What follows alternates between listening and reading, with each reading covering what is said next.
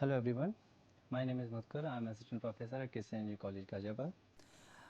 In previous lecture we discussed cookies, implementation of cookies and session tracking with HTTP session, right? यही किया था हम लोगों ने. अब क्या है, in this lecture definitely we will start with a new concept which is JSP, that is Java Server Page, right? उसके बारे में इंट्रोडक्शन रहेगा, थोड़ा सा ओवरव्यू देखते हैं कि एक्चुअल में JSP होता क्या है, क्यों एग्जिस्टेंस में है, क्या इसकी रिक्वायरमेंट है, कैसे वर्क कर रहा है और किसके साथ ये वाइंड अप है, किसके साथ अपनी फंक्शनैलिटी को इम्प्रूव कर रहा है, राइट? तो सबसे पहले बात आती है इंट्रोडक्शन. क्या JSP का इंट्रोडक्शन? जावा सर्वर पेज या Java server pages. So what is JSP? क्या होती क्या है JSP? जैसे सर्वलेट था हमारे पास, सर्वलेट क्या था? Server side programming, right? है ना? सर्वर साइड कंपोनेंट है वो, यही है ना सर्वलेट, ठीक है? वैसे JSP क्या है? JSP is a server side programming also. Yeah, JSP is server-side programming technology that enables the creation of dynamic same servlet platform independent method for building web-based application. कहीं ना कहीं है उसके जैसा रोल, बट स्ट्रॉन्ग कौन है ये भी देखते हैं. तो आपको पहले ही बात समझ आई कि JSP क्या है? हमारी सर्वर साइड प्रोग्रामिंग टेक्नोलॉजी है, सर्वर साइड प्रोग्रामिंग है जो क्या कर रहा है? डायनेमिक वेब पेजेस क्रिएट करने में, dynamic application, web application create करने में हेल्प कर रहा है, ठीक है? अब क्या है यहाँ पे, JSP जो है have access to the entire family of Java APIs. JB के पास पूरी JB API की, जावा APIs की फैमिली का एक्सेस है, including JDBC API to access enterprise databases. सोचो, मतलब जावा सर्वर पेजेस के पास ऑल सारी फंक्शनैलिटीज़ हैं, मतलब वो पूरी एंटायर जावा APIs की फैमिलीज को एक्सेस कर सकता है, चाहे वो JDBC हो, चाहे वो एंटरप्राइज जावा बीन्स हो, डेटाबेसेस हो जिसमें आप फ्रेमवर्क यूज़ कर रहे हो, राइट? है ना? तो JSP क्या है बेसिकली? ये क्या कर रहा है? हेल्प करता है वेब पेजेस डेवलप करने में, क्योंकि ये सपोर्ट करता है क्या? Dynamic content. तो डेफिनेटली आप डायनेमिक वेब पेजेस क्रिएट कर सकते हो, राइट ना? एंड ऑल्सो इट हेल्प्स क्या? इंसर्ट जावा कोड जो है वो किस में इंसर्ट करता है? HTML पेजेस में. मतलब आपने देखा जो सर्वलेट था वो क्या कर रहा था? वो जावा कोड में आपको HTML का कोड इंसर्ट करके दे रहा था, ठीक है? वो भी सर्वर साइड पे वर्क कर रहा था. JSP क्या कर रहा है? आपके HTML कोड में जावा का कोड इंसर्ट करके दे रहा है. दोनों में इतना डिफरेंस समझ में आ गया आपको? दोनों सर्वर साइड पर वर्क कर रही हैं, दोनों का ही काम डायनामिक वेब पेजेस क्रिएट करने में हेल्प कर रही हैं.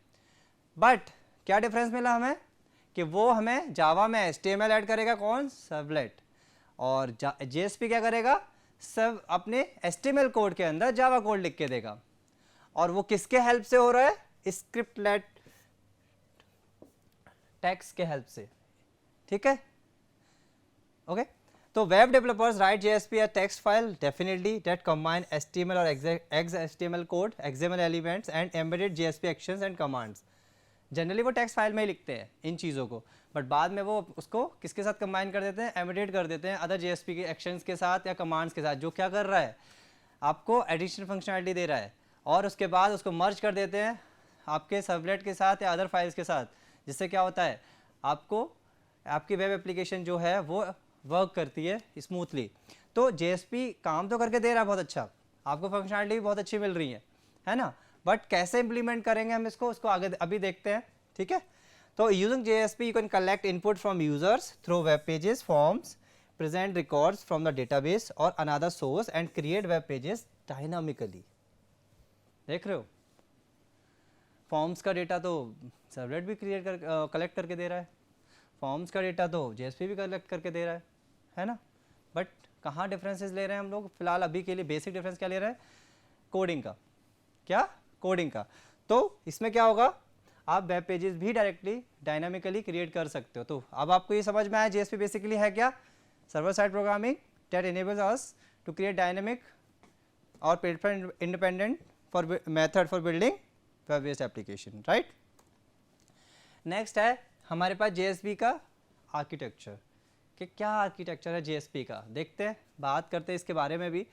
Web servers needs a JSP engine यानी कि container to process JSP pages. जैसे सर्वलेट के पास क्या होता है, सर्वलेट का भी अगर सर्वलेट को आपको प्रोसेस करना है then you required container, web container, जो क्या कर रहा है, सर्वलेट की प्रोसेसिंग में हेल्प कर रहा है। सर्वलेट जितने भी सर्वलेट हैं वो कहाँ जाके स्टोर हो रहे हैं, कंटेनर के पास होते हैं। इंटरलिंक किसके थ्रू हो रहे हैं, कंटेनर के थ्रू। तो उसमें क्या है, ऐसे ही क्या है जेएसपी के लिए भी वेब सर्वर को किसकी रिक्वायरमेंट है, जेएसपी इंजन की, और वो क्या होता है, कंटेनर होता है वो भी। और कंटेनर ही क्या करता है, हेल्प करता है टू प्रोसेस जेएसपी पेजेस, ठीक है। And JSP container works with web server to provide run time environment and other services as a JSP needs. JSP container का ही रोल है यहाँ पे, जो वेब सर्वर के साथ मिलके एक इन्वायरमेंट यानी रन टाइम इन्वायरमेंट प्रोवाइड करा रहा है, जो किसको रिक्वायरमेंट है उसकी, जेएसपी को। वरना जेएसपी वर्क ही नहीं कर पाएगा, जेएसपी को फंक्शनलिटी मिलेगी ही नहीं। तो इसीलिए क्या होता है कि आपके पास एक वेब कंटेनर होना चाहिए, यानी कंटेनर हो, जेएसपी कंटेनर, वरना थोड़ी पॉसिबिलिटी कम हो जाती है सर्वर के साथ कनेक्टिविटी होने में। बात समझ आई। अब यहाँ एक डायग्राम है, चलो इसको भी देखते हैं, इससे आई थिंक ये ज़्यादा क्लैरिफाई करेगा आपको। सबसे पहले आता है क्लाइंट। क्लाइंट क्या करेगा, रिक्वेस्ट करेगा, ठीक है, हेलो जेएसपी, हेलो जेएसपी को उसने रिक्वेस्ट किया। सर्वर विद जेएसपी कंटेनर यहाँ पे है सब कुछ इस कंटेनर में। उस कंटेनर ने क्या किया, रीड करी फाइल hello.jsp सेकेंड स्टेप में। देन क्या जनरेट किया उसने, उस फाइल को कन्वर्ट कर दिया जावा फाइल्स में, hello servlet.java फाइल्स।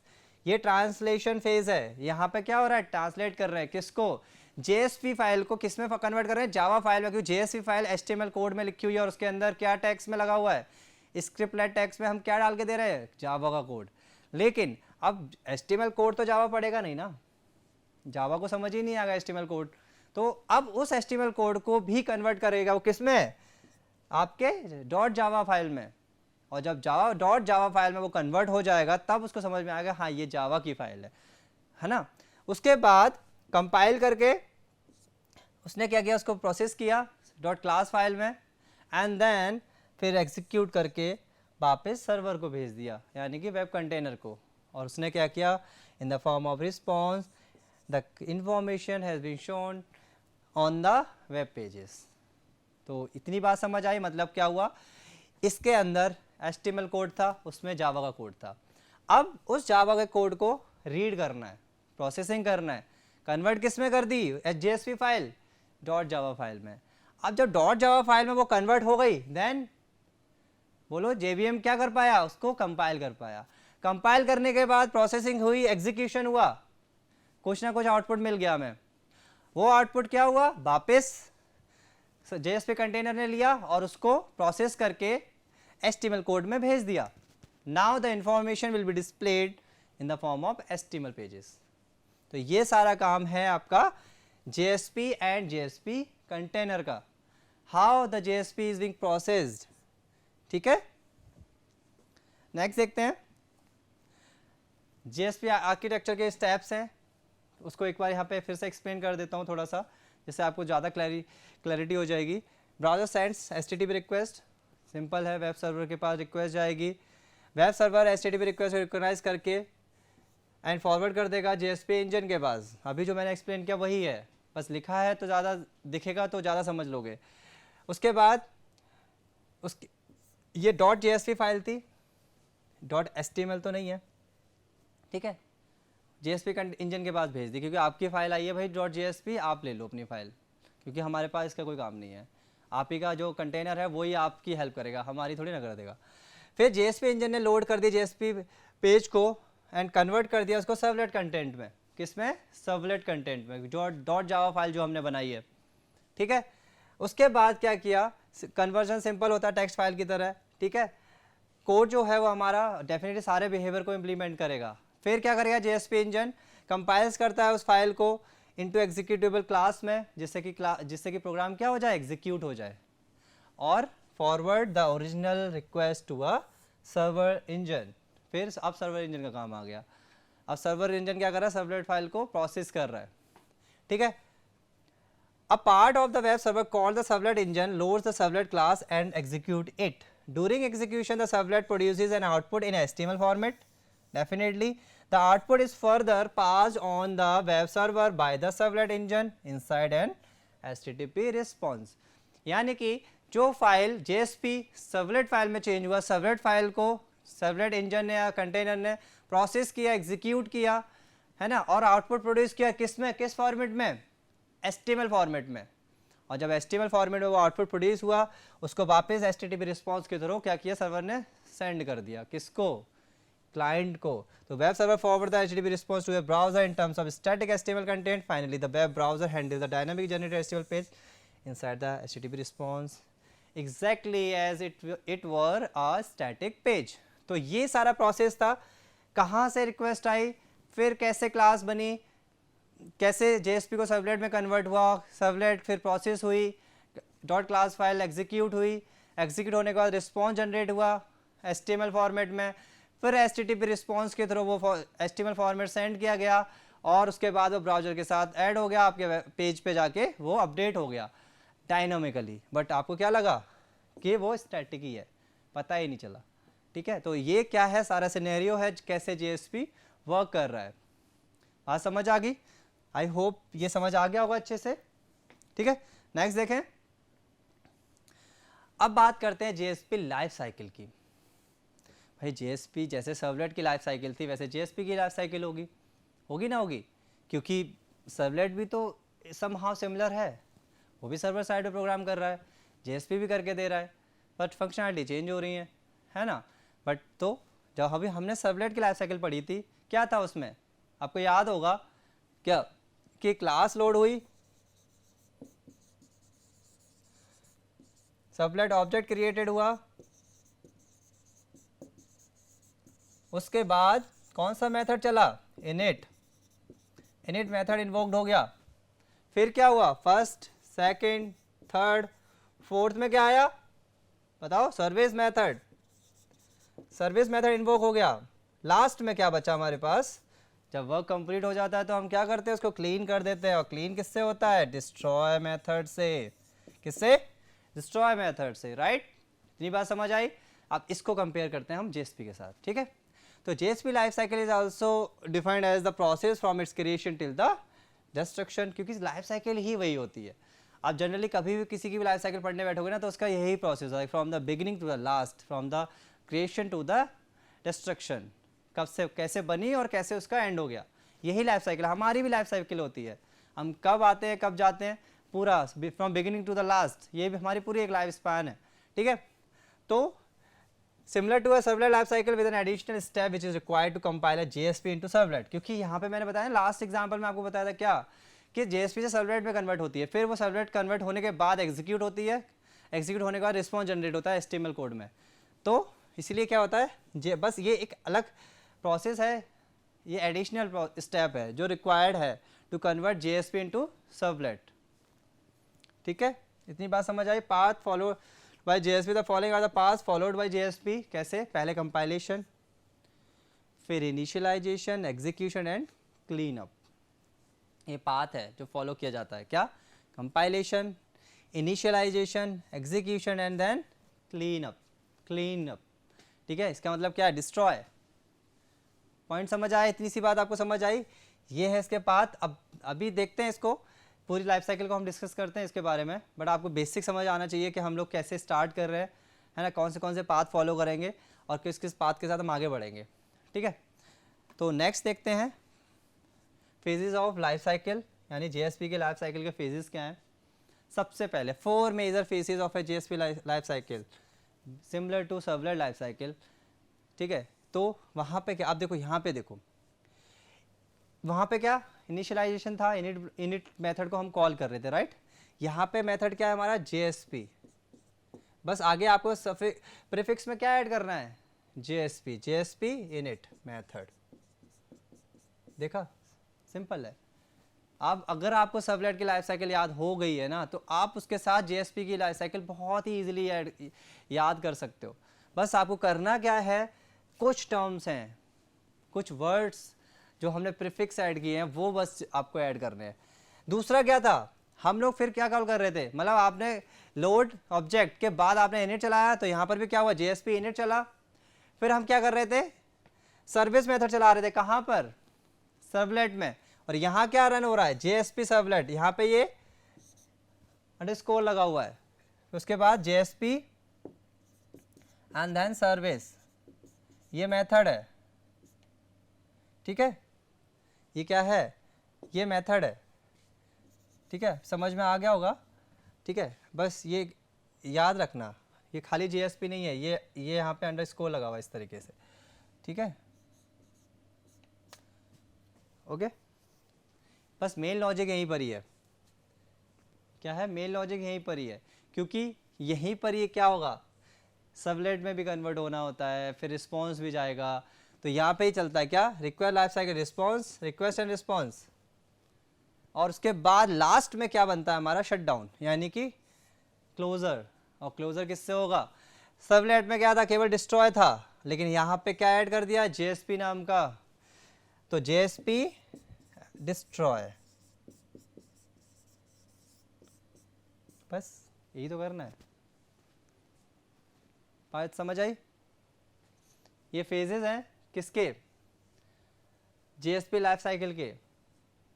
आपको अच्छे से समझ आ गए होंगे इसके कि हम लोग कैसे जेएसपी और सबलेट में कंपैरिजन दिखा रहे हैं, कैसे हम दोनों की लाइफ साइकिल कंपेयर कर रहे हैं और कैसे दोनों की लाइफ साइकिल वर्क कर रही हैं, ठीक है। तो बस आपको क्या करना है, सबलेट की लाइफ साइकिल अगर आपको याद अच्छे से हो जाती है तो बस आपको स्लाइटली चेंज करना है, क्योंकि उसके जो फेजेस हैं वो तो सेम ही है, बस स्टार्टिंग और एंडिंग का देख लेना, बाकी तो प्रोसेसिंग भी सेम, इनिट मेथड भी ऑलमोस्ट सेम ही है, डिस्ट्रॉय ऑलमोस्ट सेम ही है।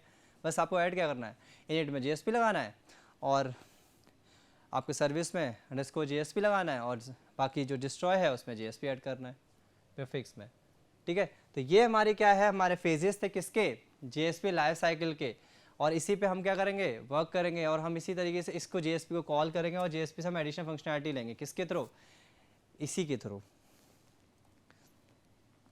अभी जेएसपी कंपाइलेशन की बात कर लेते हैं, यहाँ पे जो हमने वहाँ पे फेजेस जो लिए थे, कंपाइलेशन, इनिशियलाइजेशन, राइट, तो उसी की बात करते हैं। For JSP engine first check to see whether it needs to compile the page. If the page has never been compiled, JSP has been modified since it was last compiled. तो compilation में क्या करेगा, वो पास करता है JSP को, turn the JSP into servlet and compiling the servlet. ये तीन चीज़ें इसको करनी पड़ रही है क्योंकि ये इसके एडिशनल काम है और जो सर्वलेट में नहीं होते हैं। ये आपको पहले भी बताया था कि JSP सर्वलेट में कन्वर्ट हो रहा है और उसके बाद कंपाइल हो रहा है, उसके बाद एग्जीक्यूट हो रहा है। तो कंपाइलेशन में क्या होता है, जेएसपी को पार्स किया जाएगा, ठीक है, डेटा वाइज, इंफॉर्मेशन वाइज, उसके बाद जेएसपी को टर्न कर will be converted into servlet और देन उस सर्वलेट को कंपाइल किया जाएगा। किस फेज में, जेएसपी कंपाइलेशन फेज में। कौन सा फेज आया ये, लाइफ साइकिल का जेएसपी कंपाइलेशन फेज। बात समझ आई यहाँ तक। नेक्स्ट है हमारे पास इनिशियलाइजेशन फेज, ठीक है। When a container loads a JSP, it invokes the JSP init method before servicing any request. जाहिर सी बात है, जैसे सर्वलेट में भी था, सबसे पहले कौन सा मेथड रन हुआ, इनिट मेथड, क्योंकि उसको इनिशियलाइज तो करेगा ही ना सर्वलेट को, तो JSP को भी इनिशियलाइज करेगा। कैसा मेथड का फॉर्मेट क्या होता है, syntax JSP init initialize the code, simple है, बिल्कुल सर्वलेट की तरह, ज़्यादा ज़रूरत भी नहीं है इसको वो करने की। आपको समझ सर्वलेट आ गया तो आप इसको बहुत ईजिली समझ सकते हो, बस थोड़ा सा डिफरेंस है वो आप अपने माइंड में रखना। Execution, whenever browser requests a JSP, the page has been loaded and initialized. The JSP engine invoke the service method in the JSP.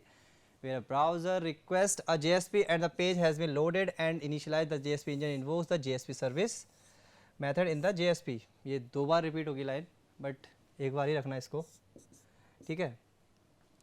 क्या करता है ये, जैसे ही ब्राउज़र के बाद रिक्वेस्ट आएगी वो किसको लोड करेगा, सर्विस मेथड को। सर्वलेट में भी क्या हो रहा था, जैसे रिक्वेस्ट आ रही थी सर्वलेट के पास वो किसको कर रहा था, इनिशियलाइज करने के बाद सर्विस मेथड, जैसे रिक्वेस्ट आई इनिशियलाइज किया और सर्विस मेथड को कॉल कर दिया। फिर जो भी बची हुई प्रोसेसिंग है वो कौन करके दे रहा है, सर्विस मेथड। ऐसे जेएसपी में वही हो रहा है। और उसका सिंटैक्स क्या है आपको पता ही है, जैसे सर्वलेट में आपको HTTP सर्वलेट रिक्वेस्ट का object and HTTP servlet response का ऑब्जेक्ट पास हो रहा था, वैसे ही यहाँ पर भी होता है, सेम फॉर्मेट है। बात समझ आ रही है, सेम फॉर्मेट है, आपको सेम चीज फॉलो करनी है, ओके। नेक्स्ट आता है क्लीन अप। डिस्ट्रक्शन फेज खत्म, टाटा बाय बाय। क्या when a JSP is being removed from the use by a container, तो JSP destroy method is being called to remove the JSP। ठीक है, तो it is equivalent to the destroy method of servlet, same ही है, same काम कर रहा है। ठीक है, तो कैसे यूज करना है, जैसे सर्वलेट के यूज कर रहे थे, क्या हम डायरेक्ट क्या लिख रहे थे, डिस्ट्रॉय, क्या डिस्ट्रॉय, वैसे यहाँ पे क्या लिख रहे हैं, JSP डिस्ट्रॉय, सिंपल। ओके, तो क्या हो जाएगा इसका, खात्मा, समाप्त, क्लीन अप कर दिया इन्होंने। ठीक है, तो अब ज़्यादा एडिशनल सोचने की जरूरत ही नहीं है हमें। तो पॉइंट समझ आ गया आपको, क्या क्या फेजेस आए हमारे पास, कंपाइलेशन जिसमें एडिशनल वर्क करना पड़ रहा है JSP, क्यों JSP पहले कन्वर्ट किसको कर रहा है, अपने आप को कन्वर्ट किस में कर रहा है, सर्वलेट में भी कन्वर्ट कर रहा है, बट वो सर्वलेट का काम नहीं है, सर्वलेट सिंपली वर्क करेगा। बस ये कुछ एडिशनल हैं, एड ऑन हैं जो JSP को करने पड़ रहे हैं। उसके बाद आपका initialization, execution and then clean up, यानी कि डिस्ट्रॉय। पॉइंट समझ आ गया सभी को। नेक्स्ट देखें, सिंटेक्स की बात कर लेते हैं, क्या JSP का सिंटेक्स क्या है, कैसे वर्क करेगा। JSP जनरली क्या होता है ना, जो स्क्रिप्टिंग होती है JSP में जावा की, वो किसके थ्रू होती है, स्क्रिप्ट लेट टैग के थ्रू, यानी कि जो स्क्रिप्ट लेट टैग होता है contain any number of Java language statement, variable, method, declaration, expression that are valid in the page scripting language। अगर आपको जावा स्क्रिप्टिंग करनी है JSP पेज में, यानी JSP क्या कोड लिख रहा है HTML में, और HTML कोड के अंदर क्या हम पुट कर रहे हैं, जावा का कोड, और उसकी स्क्रिप्टिंग करनी है आपको, तो आपको कौन सा टैग यूज करना है, स्क्रिप्ट लैग। ठीक है, ये बात समझ आ गई। सिंटेक्स क्या है हमारे पास, ये है, हमें क्या करना है, ये यूज करना है टैग्स। ठीक है, कौन से टैग्स, ये वाले टैग यूज करने हैं। क्या करना है, ठीक है, इसके अंदर आप क्या करो, अपना कोड लिख दो जावा का। आई होप अभी आपको समझ आ गया होगा, आ रहा होगा कि हम कैसे लिखें जावा का कोड, आपके माइंड में चलेगा JSP के अंदर कोड कैसे लिखें। कुछ नहीं करना है, ये टैग आपको यूज करने ही करने हैं, स्क्रिप्ट लेट। ठीक है, ये तो करने ही करने हैं। अब इसके अंदर आप अपने डिक्लेरेशन करो, चाहे एक्सप्रेशन, ठीक है, चाहे कमेंट शो करो, वो आपके ऊपर डिपेंड करता है। ठीक है, वो आपके ऊपर डिपेंड करता है, बट आपको इस स्टार्टिंग जो देनी है वो ऐसे ही देनी है। आप सीधा HTML कोड लिखो, जैसे यहाँ पे एग्जांपल दिखाता हूँ। HTML का ये है टाइटल, हेलो वर्ल्ड लिख दिया, टाइटल हेड बॉडी। अब बॉडी के अंदर मैंने क्या किया, BR लिया, ठीक है, इसमें मैंने क्या किया, स्क्रिप्ट लेट टैग यूज किए, उसके अंदर मैंने क्या लिखा है, Java code out.println your IP address is plus request dot gate remote address method चलाया, और मुझे उसका IP एड्रेस मिल जाएगा। तो मैंने क्या किया, इन टैग्स के अंदर अपना जावा का जो ये कोड है, यहाँ से यहाँ तक, ये क्या है, जावा का कोड है, जावा की स्क्रिप्टिंग है, और जावा की स्क्रिप्टिंग हम कैसे कर रहे हैं, स्क्रिप्ट लेट टैग के थ्रू। बात समझ आ रही है ना। सिंपल HTML का कोड कैसा भी लिखो आप, बट जब जावा की बात आए तो आपको ऐसे यूज करना है। और भी चीजें हैं, डिस्कस करेंगे उनके बारे में भी, देखते हैं अभी। अब अगर डिक्लेरेशन करना है आपको JSP का, किसी भी स्टेटमेंट को डिक्लेयर करना है, बताते हैं कैसे, तो वो उसका सिंटैक्स क्या है, बस आपको क्या करना है, ये तो टैग यूज करना ही है, बट आपको ये लगाना है, क्या, एक्सक्लेमेटरी मार्क्स। तो बस ये हो गया, इसके अंदर आपका आ आएगा डिक्लेरेशन। क्या डिक्लेरेशन, आपको डिक्लेयर कर दो, वेरिएबल डिक्लेयर कर सकते हो, फंक्शन डिक्लेयर कर सकते हो। मान लो मुझे लिखना है इंटीजर I, कर दिया डिक्लेयर, खत्म। ठीक है, एक्सप्रेशन की बात करते हैं।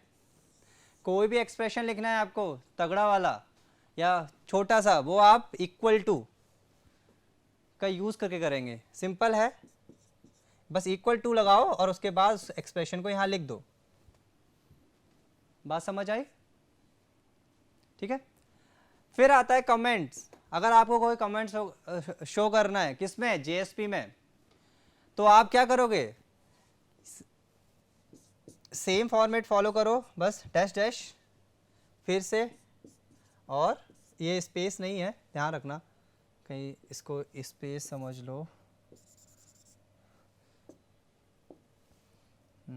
ये दोनों एक साथ ही हैं, ये हो गया। बस इसके अंदर आप अपना कमेंट डाल दो, मान लो दिस इज परफेक्ट, हो गया कमेंट। ठीक है, बात समझ आ गई। तो ये क्या है, ये जो वे है, मेन काम जो है जावा स्क्रिप्टिंग का वो किसके थ्रू हो रहा है, स्क्रिप्ट लेट टैग के थ्रू हो रहा है। तो ये जो काम हो रहे हैं वो किसके, इसी के थ्रू हो रहा है। तो आपको जितना भी सिंटैक्स लिखना है, जो भी कोड करना है, लाइन ऑफ कोड जावा में, जावा का किस में, जेएसपी में, तो आपको ऐसे ही करना है। बस उन टैग का यूज़ करना है, बस छोटे छोटे चेंजेस आएंगे, जैसे इक्वल टू लगा दिया, डैश लगा दिए, है ना। तो बस उनके थ्रू आपको बस ये पता लगता है कि हम हर एक चीज़ एक जैसी डिक्लेयर नहीं कर सकते ना। किसी चीज़ को वेरिएबल डिक्लेयर करना है मान लो मुझे, तो मैं ऐसे कर दूंगा। ठीक है, बात समझ आई। अगर मुझे कोई एक्सप्रेशन लिखना है तो मैं इक्वल टू लगा के लिख दूंगा, अगर मुझे कमेंट डालना है तो मैं डैश डैश लगा के कर दूंगा। तो मैं ऐसे अपनी फंक्शनलिटी ले सकता हूँ उससे, किसमें, जेएसपी में। बाकी आगे की चीज़ें हैं, आगे डिस्कस करेंगे इसके बारे में भी। फिलहाल इतना आपको समझ आ गया होगा। ठीक है, नेक्स्ट देखें, एग्जाम्पल ले लेते हैं जल्दी से एक एक। HTML पेज कोडिंग, ये तो आपको आती ही होगी, बहुत ईजी है। मैंने क्या किया, आउट डॉट प्रिंट एलन और आईपी एड्रेस सेम मैंने वही पिक किया हुआ है लाइन। फिर मैंने क्या किया, एक्सप्रेशन क्या डाला है कि new Java dot util dot date to local string, ये मेरा एक्सप्रेशन है। मैं क्या कर रहा हूँ, इसको चेंज कर रहा हूँ, किसको, डेट को।